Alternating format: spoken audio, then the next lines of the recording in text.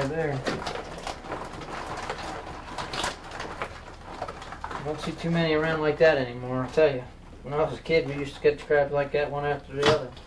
But nowadays, pollution and commercialization and everything, you know, it's just so many factors involved in the environment that's really wiping out the crab population, I think. Another thing is keeping these female crabs. If we leave more of these female crabs in the water and let them reproduce, we'd probably have a lot more crabs.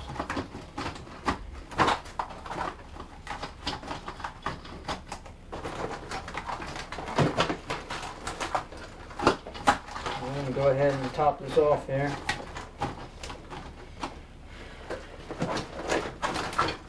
I'll have to make a couple steamings for this bushel.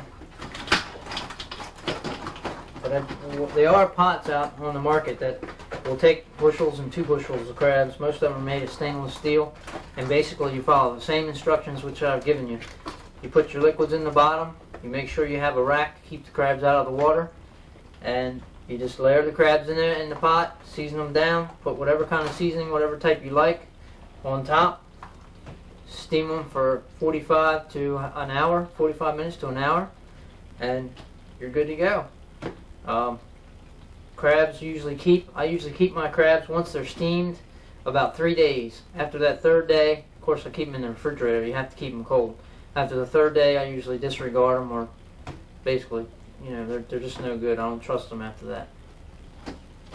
So let me go ahead and get these topped off here, put some more seasoning on them, and then we'll put the lid on them, and I'll show you a little trick I use with this lid to keep these guys from crawling out. Most of the time when you put the seasoning on them, it really stuns them because it kind of burns them. A lot of people think this is a cruel way, but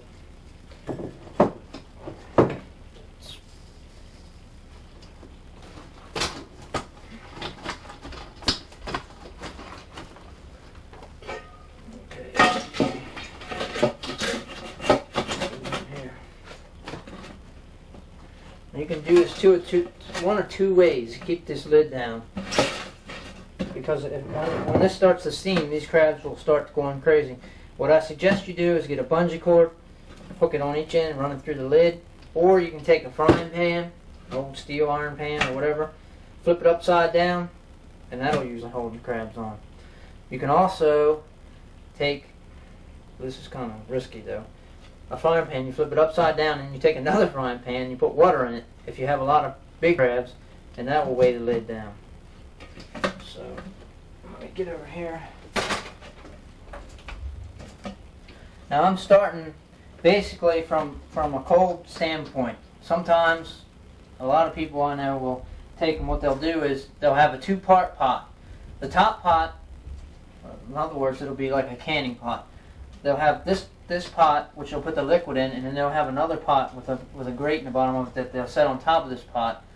What you do is you heat your liquid first, and then you're over here doing your crabs while your liquid's heated, and then you just set it right on top. Now if you got a pot like that, it normally takes about 30 minutes once your liquid is boiling and hot for the crabs to steam. It doesn't take very long at all for the crabs to die in the pot, but I tell you, once they're done, they are really good. And if you do them right, you'll never go back to buying crabs at a retail store already steamed, because you'll get your own quality, your own taste for them, and once you get your own taste for them, you're going to really see the difference between buying crabs that are already steamed and steaming crabs yourself. What we're going to do now is just take a few minutes and check on our crabs. Our crabs have been steaming for about 20 minutes. As you can see, we have a bungee cord across to keep all our crabs, when they were still alive, from squirming and getting out of your pot and making a mess. There's a few more points I want to talk about as we're doing this. One, what you want to do is make sure you got mitts or gloves or something to keep the steam from hitting your arm or hitting your hands, because it will burn you. You're going to be very careful. Grab the top of your lid and just kind of tilt it over, kind of protecting your arm like that when you check these crabs. And the aroma in this room is unreal. The smell off these crabs, if you love steamed crabs, when you're cooking these at home, the smell from these guys will really just make your house, I mean, it's just like, it's awesome. Crabs look pretty good. They still need a few more minutes. I still see a few green spots here and there on them, which means they're not done. When I go to check these crabs, after I wait another at least 20 minutes or so, what I'll do is I'll take one of these claws off the crab. And I want to make sure they're bright red. They're good and red, which means a good chance that they've been steamed long enough and they're done. And I want to take this claw and I'll crack it, and I'll show you how the meat will be nice and firm and heavy, and that way you know that the crab is done. If it's kind of soft or mushy, it needs to be cooked long.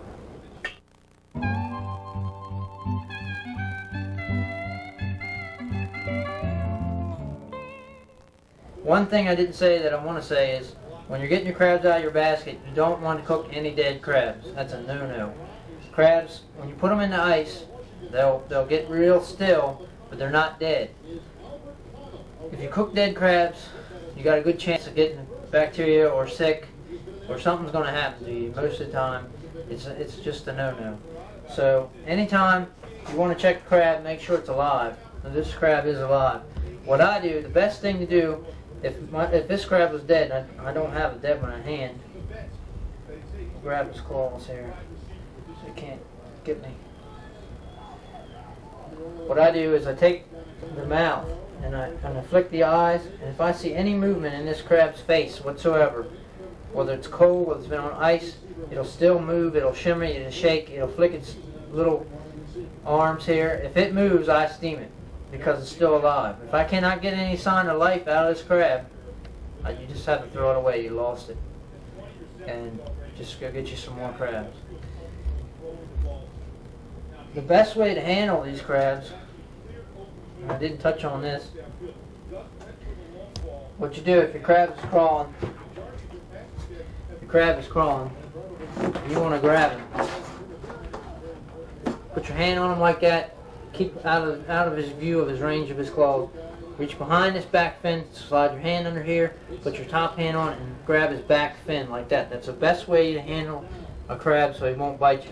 These crabs can reach around. If you put your fingers down here, see that? He can reach around and he will bite you. And when he bites you, if he ever does, don't shake your hand like this. That's a no-no. If you have these gloves on and that crab bites you, and this guy's pretty big, I don't think I'm going to let him bite me right this minute. But when he bites you, what you got to do, and I know it's very difficult because it's a natural reaction to shake your hand like that, but when it does, all these little burrs on that claw right there sinks into your skin, and it just rips your skin as you shake your hand. So what you want to do is just hold it and bite the bullet and keep from shaking that crab off, because when you do, he's going to rip your skin and he's going to make one heck of a mark, and it takes a long time, if you've ever been bitten by one of these, to heal up, because the bacteria that's in this claw when he bites you goes into your skin, and it's just an infection. But these guys are really pretty neat. I've always been amazed with crabs. Ever since I was kindergarten age, my grandfather and my grandmother, I've been out on a boat crabbing, and it's unreal. These guys probably have the best immune system out of any other animal in the bay. Everything that goes into the bay goes to the bottom, and these crabs crawl through it. And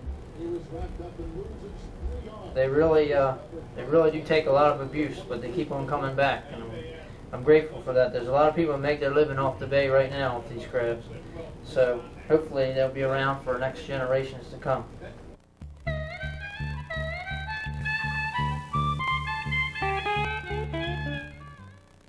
While we're still cooking, our crabs are still steaming, we wanted to take a second and give you guys a quick a show by, I guess, on how to basically eat or pick Maryland crabs. What we have to do here is, we got a nice jimmy, break the claws off, simply twist like that. Good looking meat there. Break both claws off. This is simple.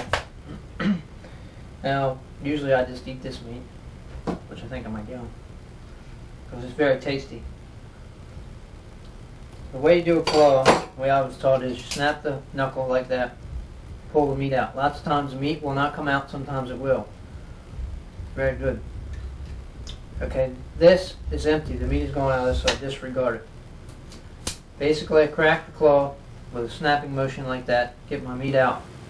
and then I can disregard this because it's just shell, and then you eat this part. This is also called a crab finger. Lots of people will sell these just as crab fingers. It's just a nickname that they've developed. Do my other claw, I pull out, I got my meat, I can eat this. I crack it just like that, pull it out, and I got my meat. I can eat both of these pieces. Be careful not to eat the skeleton or the shell inside. Okay, now you've seen the claw. I take the crab like this. I rip off all the arms. As I rip these off, it's just like a down kind of motion, pull, and I get the crab out. Sometimes I get meat on these things, sometimes I don't. If I don't get any meat, I just disregard. If I get meat, usually I just eat it right off. As you can see, we didn't get any on these three, but this is the back fin. This is like the best quality meat that comes out of the crab. It's the back part. It's a big piece of back fin meat. This is really delicious. This is one of the best parts of the crab.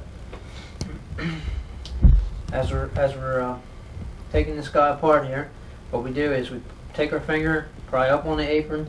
You can also take a knife, slide down if you can't get it with your finger, crack the apron back using your hand, rip this off and disregard it. You want to take your thumb, put it on that knuckle of that crab right there, take your other hand, place it over the top, grab it, and pull the shell right off the top like that. You disregard this part. So a lot of people like to eat the mustard. It has a pretty good taste. It's inside the shell, the fatty part of the crab. And a lot of people eat that. You take your hand, you take your front, you put your thumb right there, you rip the face right off, just like that. Disregard it. These dead men, these are actually the gills of the crab. It's what filters all the water and the nasty stuff out. Rip them